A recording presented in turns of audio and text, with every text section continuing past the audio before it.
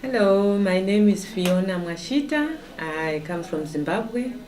I got involved with Progressio initially when I was working for a local organization in Zimbabwe as the director, and we were partnering with Progressio.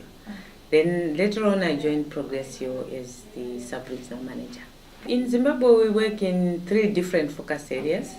One of them is HIV and AIDS, because it's a key development issue in Zimbabwe. And the other area is sustainable environment, and we also work on livelihoods programs. In Zimbabwe, we are a patriarchal society, meaning basically without any any gender training or support systems, women are treated as second-class citizens through our cultural and other practices. Even some of the church practices, they don't look at women as those who are supposed to have equal opportunities or on par with men. So that's the starting point. So because of that, you find in terms of those people who are disadvantaged, it's more women. In terms of decision making, in terms of control of resources, women don't have that. So we have to try and empower them so that at least at the end of the day, for them to be able to have to sustain themselves on their livelihoods, they have to do things for themselves. Basically, what we are looking at is a situation where we are saying, if you want to develop yourself, you have to be able to articulate issues that affect you. And once you articulate, you should also be able to work with others so that you can demand for support services. The particular communities that we work with, and especially the women that we work with, there are women who are in rural communities where most of the support services are not provided. They require those services.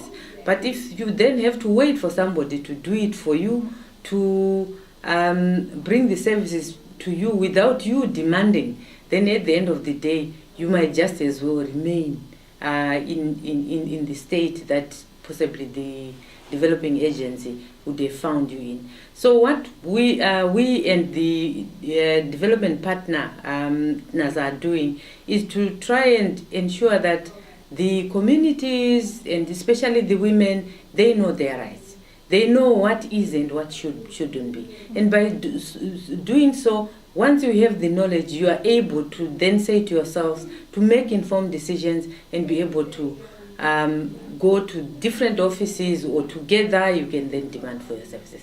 So it's basically important for people to have knowledge. Mm-hmm. If you don't have knowledge, then you're not able to even do things, simple things for yourselves. The linkages that most women are now doing within the communities, which were most of the women were actually called poor women, but we then find some of them are now able to send their children to school. They're now able to raise money to attend, to pay for hospital fees, and to be able to attend to the different meetings and committee sessions that they never used to be doing. So in so doing, you say to yourself, yes, here was a woman who could not even think outside the situation that she had, because she didn't have money, she didn't have anything, but now they're able now to do things for themselves. We need to cascade what has been happening so that at least we touch on each and every woman who needs that kind of support, for them to be able to do themselves. You know, this is why Progressio has its motto as people-powered development. Because the moment you empower somebody, they will be able to do it for themselves.